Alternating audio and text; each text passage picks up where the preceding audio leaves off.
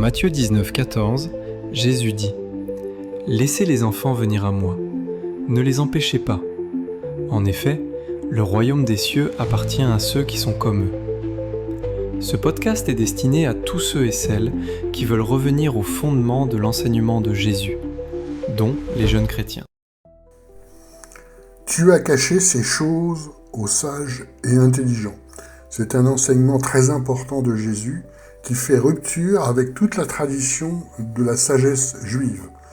En Matthieu 11, versets 25 à 27, il est dit « En ces temps-là, Jésus prenant la parole dit « Je te loue, ô Père Seigneur, de ce que tu as caché ces choses aux sages et aux intelligents, et de ce que tu les as révélées aux enfants. » Et il rappelle son enseignement, l'enfant est le premier des disciples, c'est-à-dire que celui qui ne fait pas par la raison, mais qui écoute.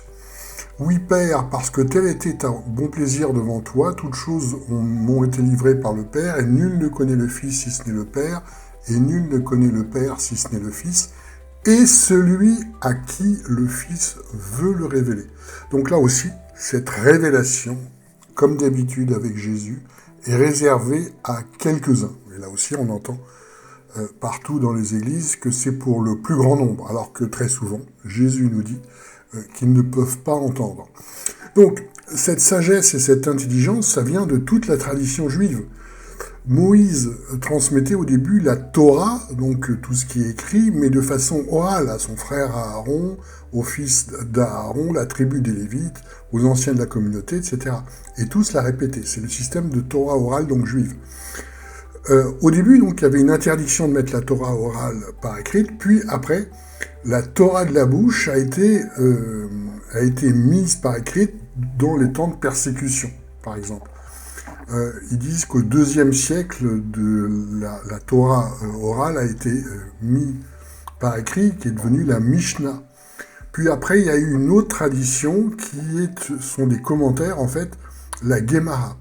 Donc les deux forment le Talmud. Le Talmud, ce qui est, selon la compréhension juive, le Talmud de Babylone, la Torah orale donc dans le Talmud, mais également tous les commentaires qui est le Midrash. Donc pour les Juifs, il y a véritablement toute une tradition extrêmement importante. Les Juifs, ils lisent pas la Bible en fait, ils l'interprètent.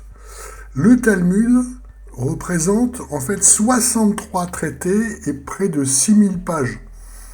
Ils disent qu'à raison d'une page par jour recto verso, il faut 7 ans et 5 mois pour le lire en entier. C'est-à-dire que ce qui est beaucoup plus important que la Torah écrite, l'Ancien Testament, une partie de l'Ancien Testament, c'est la façon dont les sages la comprennent. Les rabbis. C'est pour ça que Jésus nous dit « ne faites pas appeler à rabbi ». Et on trouve effectivement un système d'obéissance aux hommes en Deutéronome 17, 9, 12, et tu viendras vers les sacrificateurs lévites et vers le juge qui fonctionnera à ce moment, tu les consulteras, ils te feront connaître de ce que dit le droit, et tu agiras d'après la sentence qu'ils t'ont fait le connaître, et tu auras soin de se conformer à toutes leurs instructions, tu agiras selon l'instruction qu'ils t'auront donnée, et selon la sentence qu'ils auront prononcée. J'ai retrouvé Deutéronome dans tous les textes juifs en disant c'est Dieu qui a mis en place ce système-là. Tu ne t'écarteras pas de ce qu'ils auront fait connaître, ni à droite, ni à gauche. Donc il répète ce verset de Deutéronome en expliquant il faut écouter ce que disent les rabbis, puisque c'est Dieu qui leur a donné ce mandat-là. Et l'homme qui agira par orgueil sans écouter le sacrificateur qui se tient là pour servir l'Éternel ton Dieu, ou le juge, cet homme-là mourra, tu ôteras le mal du milieu d'Israël. Et là vous comprenez, on va le voir juste après, pourquoi quand on dit que toute la Bible est inspirée, c'est compliqué, parce qu'il y a une parole de Dieu, alors qu'il y a toute une partie en fait de tradition juive qui est héritée elle-même d'autres traditions païennes, type égyptienne. Donc la tradition juive énonce 3 catégories de l'entendement pour pouvoir étudier le Talmud. La sagesse, le discernement et la connaissance. Évidemment, il n'y a pas d'esprit, puisque je rappelle que c'est dans l'Ancien Testament. Mais la sagesse, le discernement et la connaissance, donc l'intelligence et la connaissance, les rabbis, les maîtres, ceux qui savent, est quelque chose de très important. Et qui se retrouve, et c'est pour ça qu'on en parle, à l'identique toute la théologie, c'est très bien de faire selon la sagesse humaine et non pas la sagesse de Dieu. Mais Jésus nous dit que tu as caché toutes ces choses aux sages et aux intelligents. Par exemple, j'ai trouvé sur Internet une église qui s'appelle la Maison de la Sagesse et de l'Adoration. Donc déjà, maison, c'est l'Ancien Testament, sagesse, c'est pareil, et adoration, c'est pareil. Il n'y a rien de Jésus. Mais c'est très courant, ce type de raisonnement. Et comme il n'y avait pas dans le Nouveau Testament, c'est tout à fait autre chose, c'est par l'Esprit, non pas par les hommes, comme nous lit Pierre, tu dois obéir à Dieu et non pas aux hommes, ils l'ont rajouté. D'où Timothée, qui est très intéressant, parce qu'il nous montre bien le fonctionnement de l'Église du IIe siècle, et pas du tout, effectivement, un fonctionnement de l'esprit, parce que comme il est dit dans ces textes juifs, la notion d'esprit est totalement inexistante. C'est vraiment une tradition d'obéissance humaine. Exemple, 1 Timothée 2, versets 1 à 3, « J'exhorte donc, avant toute chose, à faire des supplications, des prières, des intercessions, des actions de grâce pour tous les hommes, pour les rois, afin que nous menions une vie paisible et tranquille. » Donc, si on prie pas pour, on sera pas tranquille. Mais ça, c'est le système juif, en fait, par rapport à ça, puisque c'est Dieu qui s'en occupe. Il n'y a pas besoin de nous qui devons rappeler à Dieu tout ce qui se passe, parce que c'est lui qui s'en occupe. Car cela est bon et agréable devant Dieu notre Sauveur, qui veut que tous les hommes soient sauvés. Jésus était pas au courant de ce principe. C'est pour ça qu'il disait, pour ne pas qu'ils se convertissent. Pour ne pas qu'ils se convertissent. De peur qu'ils ne se convertissent. Il y a toute une partie des podcasts sur cette question-là. 1 Timothée 3, versets 14 à 15, « Je t'écris ceci, espérant aller vers toi bientôt, afin que si je tarde, tu saches comment il faut se conduire dans la maison de Dieu. » Ah bon, c'est une maison maintenant. Donc, retour à l'Ancien Testament, c'est-à-dire le temple, c'est plus le temple du corps et de l'esprit, mais c'est de nouveau un bâtiment qu'est la maison de Dieu. Et heureusement qu'il est là pour dire comment il doit se conduire, parce je rappelle, dans le principe, il n'a pas l'esprit. Donc, il faut que quelqu'un lui dise ce qu'il doit faire, puisqu'il ne suit pas l'esprit, il suit les hommes. Et il est rajouté qu'il est l'église de Dieu vivant, la colonne et l'appui de la vérité. Et quand on voit Jésus en Apocalypse, qui dit église aveugle, pauvre et nue, on comprend le problème. Même chose, 1 Timothée 5.1, ne reprends pas rudement un vieillard, mais exhorte-le comme un père, les jeunes gens comme des frères. Donc, s'il n'est pas là pour lui dire, puisqu'il n'a pas l'esprit, on a bien compris ce système, il va être dur. Donc, il n'a pas la moindre notion de l'enseignement de Paul, le vrai, qui est marché par l'esprit et non pas par la chair. 2 Timothée 2.2, les choses que tu as entendues de moi en présence de plusieurs, comme à des hommes fidèles qui seront capables de les enseigner aussi à d'autres. Ça, les églises adorent citer ce passage-là parce que c'est la base de la théologie, on transmet. Tu vas en faculté de théologie parce qu'il faut qu'un homme t'apprenne la doctrine de l'église. C'est ça, c'est Timothée. Ça n'a plus rien à voir avec Paul qui n'a jamais rencontré Jésus, où tout s'est fait par l'esprit, où il n'est fait pas par des discours de la raison, mais par l'esprit. C'est un système, donc, selon la sagesse juive. Évidemment, il termine par 2 Timothée 3,16, « Toute écriture est inspirée de Dieu et utile pour enseigner, pour convaincre, pour corriger, pour instruire dans la justice. » C'est merveilleux, parce qu'on peut réutiliser tout l'Ancien Testament à la place de l'enseignement de Jésus. Vous voyez le paradoxe, et c'est intéressant de voir à quel point Timothée et Tite parlent d'une autre type d'église, une église hiérarchique, une église où on dit les choses, une église où il n'y a plus l'esprit, mais qui était bien l'église du IIe siècle. Alors, j'ai pris l'exemple de la théologie moderne. La licence 3 de théologie, enfin la troisième année de licence de théologie, il y a 48 modules, ce qu'ils appellent ECTS, de cours obligatoires. Bon. On va voir combien est l'enseignement de Jésus. Alors, intro de l'Ancien Testament, 3 modules. Hébreu biblique, 4 modules. Intro du Nouveau Testament. Intro, c'est comment il faut comprendre le Nouveau Testament. C'est pas ce que dit Jésus, attention. 2 modules. Exégèse du Nouveau Testament, c'est-à-dire comment les hommes comprennent, et non pas ce que dit Jésus. 8 modules. Dogmatique, pareil, comment les hommes comprennent, 8 modules. Philosophie et théologie, rien à voir, mais effectivement, les théologiens raisonnent comme les philosophes. 5 modules. Histoire contemporaine, 4 modules. Histoire de l'Église, 2 modules. Discipline pratique et missiologique, 12 modules. 12 modules pour savoir comment les théologiens pensent. Vous voyez le système? On en est toujours là, à ce système-là. J'ai retrouvé également dans les textes rabbiniques ce qu'ils disent de la prière, et vous avez retrouvé exactement ce que vous entendez en Église, et pas ce que dit Jésus. La prière est la plus grande force qui a été donnée par l'Éternel au peuple d'Israël selon les paroles de nos sages, toujours pareil, à propos du verset d'Ésaïe 41-14, ne crains rien, vermisseau de Jacob. De quelle force dispose le vermisseau, disent-ils, la force du peuple d'Israël, et dans ces paroles, car à travers la prière, on peut transformer et renverser des situations. Ce que dit pas du tout le passage, Ésaïe 41-14 dit « Ne crains pas, vermisseau de Jacob, reste Israël, c'est moi qui t'aide, a dit l'Éternel. C'est moi, la force, c'est pas la prière. » Mais, comme ce que vous entendez en Église, tout est basé sur la prière, sur la vie religieuse. C'est pour ça qu'on a déjà parlé de ce fameux livre de Ben Sira, le sage, la sagesse juive, qui se trouve dans le canon catholique et pas dans le canon protestant, qui s'appelle aussi Ecclésiastique. Donc en 4.24, il est dit « La sagesse se reconnaît à la parole et l'instruction au propos de la langue ». Voilà, c'est vraiment les sages et les intelligents, c'est ça. Ecclésiastique 8.9 « Ne fuis pas la conversation des vieillards, eux-mêmes ont appris de leur père ». Vous voyez, cette transmission rabbinique en fait. « Car auprès d'eux tu acquerras l'intelligence et l'art de répondre en temps voulu ».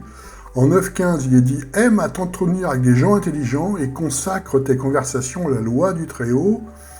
En 11.7, « Ne blâme pas avant de t'être informé, réfléchis d'abord et tu pourras critiquer ».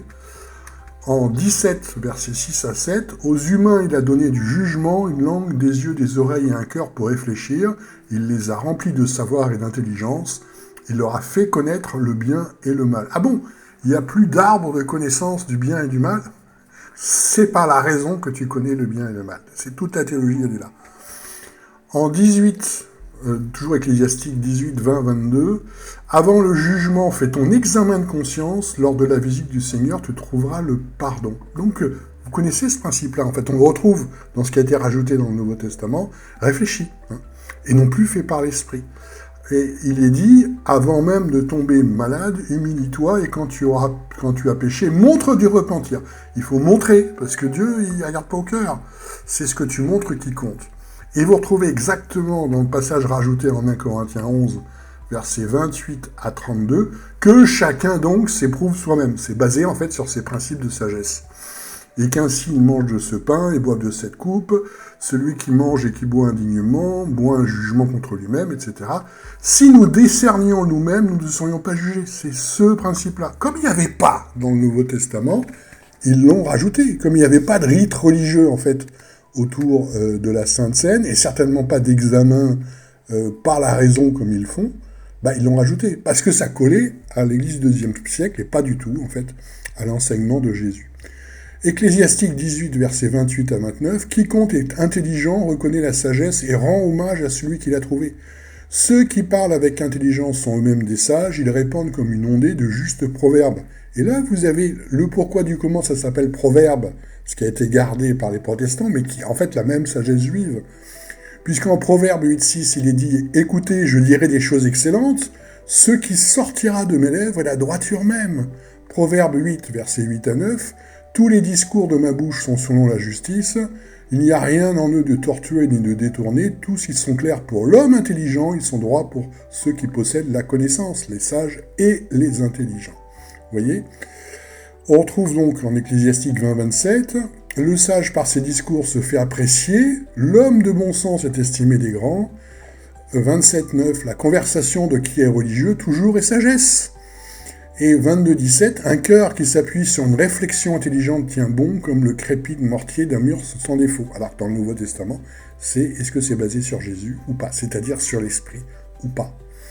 Rappelons que l'enseignement authentique, on le retrouve en Job, où Dieu rejette justement les discours de sagesse des amis de Job. Job 42.7, après avoir dressé ses paroles à Job, l'Éternel dit à Eliphaz de Théman, « Ma colère s'est embrasée contre toi et contre tes deux amis, car vous n'avez pas parlé selon la vérité à mon égard, comme mon serviteur Job. » Donc, comme dans le Nouveau Testament, on voit déjà dans l'Ancien Testament que Dieu rejette en fait la sagesse humaine, Et c'est bien l'enseignement de Jésus, mais c'est pas du tout l'enseignement de la tradition. La tradition, c'est ce que je pense, c'est ce que Dieu pense.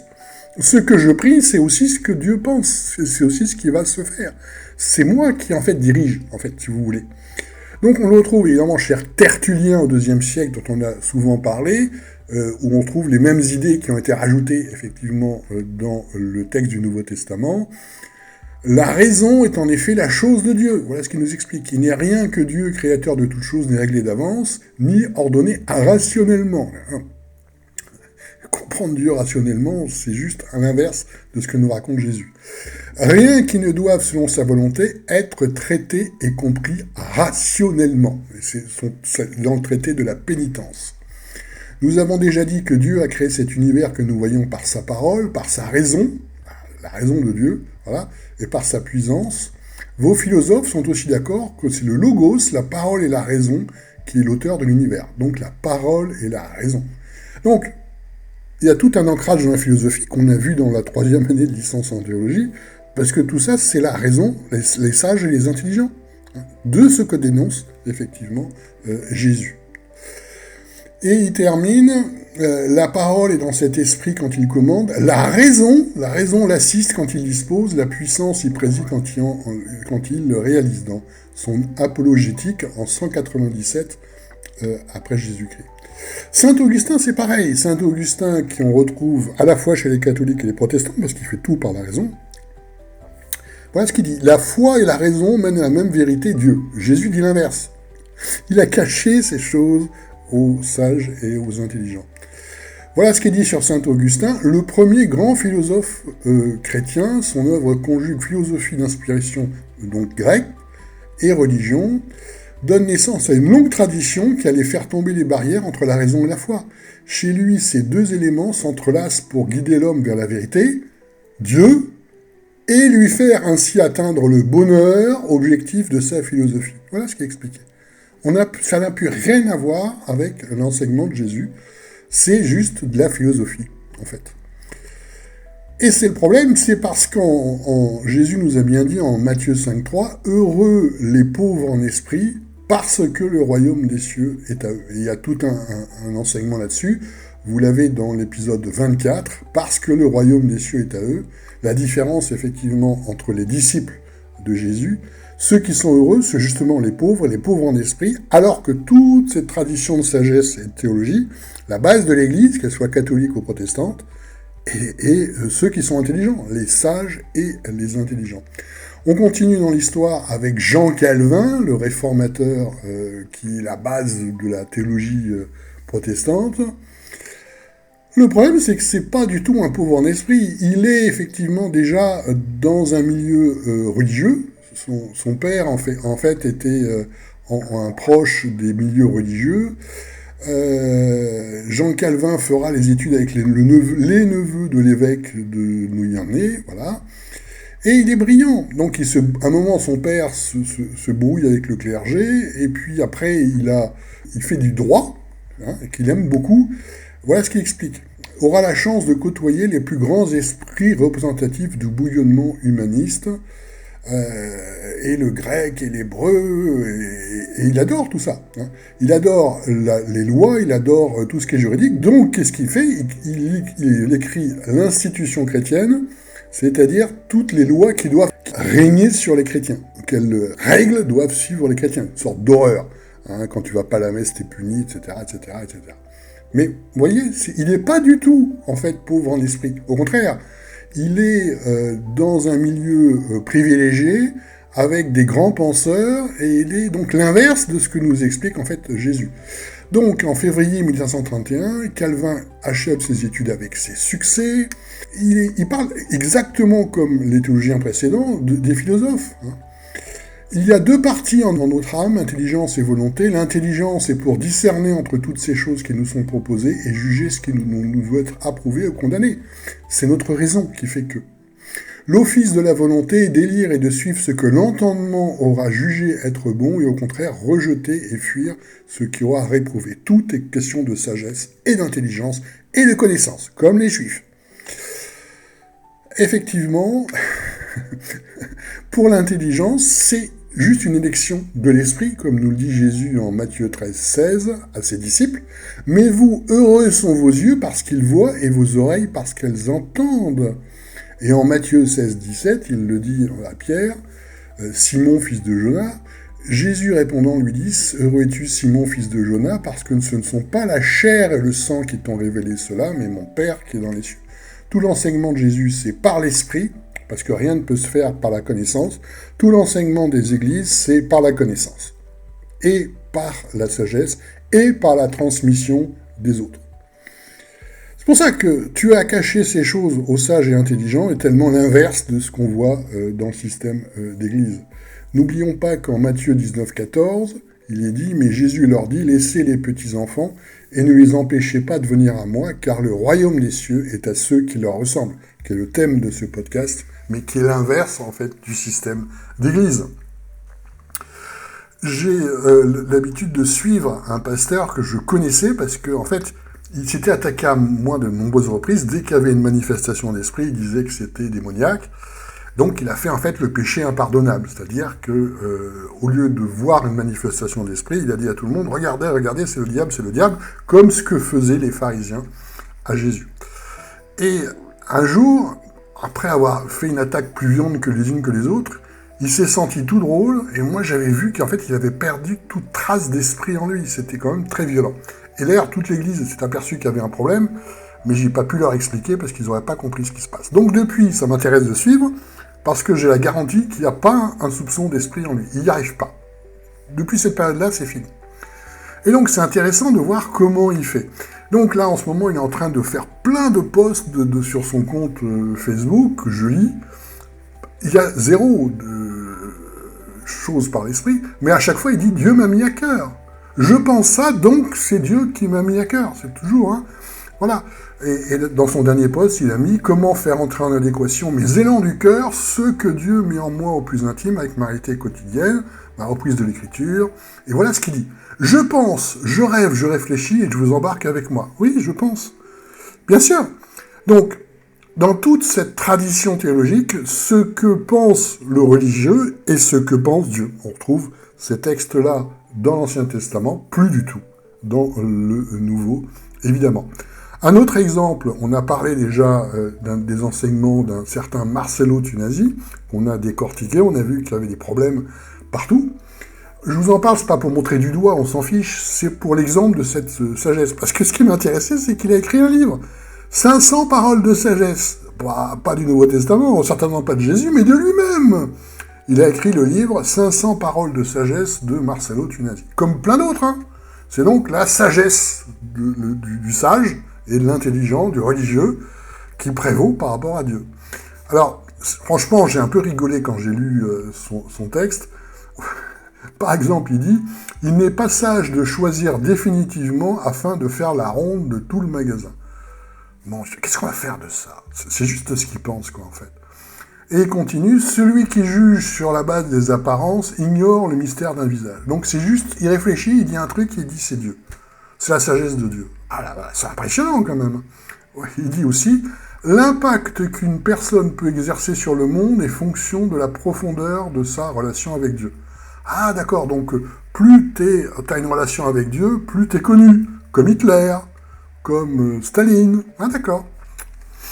La soif spirituelle conduit à se présenter devant Dieu tel qu'on est et lui exprimer notre vrais besoins. Donc Dieu sert juste à faire en sorte que notre besoin soit accompli. C'est plus Jésus qui dit que ce soit ta volonté, mais non pas la mienne. C'est l'inverse, ce soit ma volonté. Hein. Dieu, il a intérêt à obéir. C'est pas pour rien qu'en Matthieu 23, 10, Jésus nous dit « Ne vous faites pas appeler directeur, car un seul est votre directeur, le Christ. » On a partout des directeurs, partout des rabbis, partout des gens qui veulent nous dire « Voilà ce que pense Dieu. » Moi, j'ai eu le cas dans une église que j'ai fréquentée pendant 10 ans. Je voyais bien que le pasteur, il disait « Vous voulez savoir ce que je pense d'eux ?» En fait, je m'en fichais complètement parce que je savais très bien que ces pensées qui passaient son temps à se planter. Et donc, à un moment donné, il disait « Vous voulez savoir ce que je pense de la nouvelle politique du maire ?» Franchement, je m'en foutais complètement. Mais c'est difficile de dire à quelqu'un, franchement, je m'en fiche. Donc, on était à table, écoute. Alors voilà, j'ai trouvé qu'il faisait assez d'économies, ça, c'est ça, d'accord. Donc, il était dans cette logique-là. Ce qu'il pense, lui, c'est la sagesse de Dieu. Alors, c'est juste un raisonnement à 2 balles. Une autre fois, il me courait après, parce que j'étais en milieu d'entrepreneur depuis 15 ans, et il me disait, tu veux savoir, par rapport à Dieu, ce que devraient faire les entreprises De toute façon, je suis obligé de l'écouter, donc... en fait, ce qu'il devrait faire, c'est un bon produit qui est durable et qui répond bien aux besoins des gens, et comme ça, ils gagneront de l'argent. Malheureusement que t'es là, mon gars. C'est effarant. Mais c'est la même logique. Ce que je pense est la sagesse de Dieu, les sages et les intelligents. Et on est dans des systèmes d'église comme ça, en fait. Voilà pourquoi Jésus nous dit en Jean 16, versets 12 à 14, « J'ai encore beaucoup de choses à vous dire, mais vous ne pouvez pas les porter maintenant. Mais quand celui-là sera venu, l'esprit de vérité, il vous conduira dans toute la vérité. » Ce n'est pas les hommes, c'est l'esprit de vérité, évidemment. Car il ne parlera pas de son chef, mais il vous dira tout ce qu'il vous a entendu. Et effectivement, ils n'ont jamais compris ce message de Jésus, qui est pourtant un des messages fondamentaux et tellement important. Pourquoi ? Parce que, c'est ce que nous dit Jésus en Jean 8, 47, « Celui qui est de Dieu écoute les paroles de Dieu, c'est pour cela que vous n'écoutez pas, parce que vous n'êtes pas de Dieu. » Donc on est dans des systèmes de transmission humaine, de doctrine, d'homme à homme. C'est pour ça que vous retrouvez aussi les mêmes doctrines dans les mêmes choses d'église en église, parce que c'est la transmission des sages et des intelligents, et ça n'a strictement rien à voir avec l'enseignement de Jésus.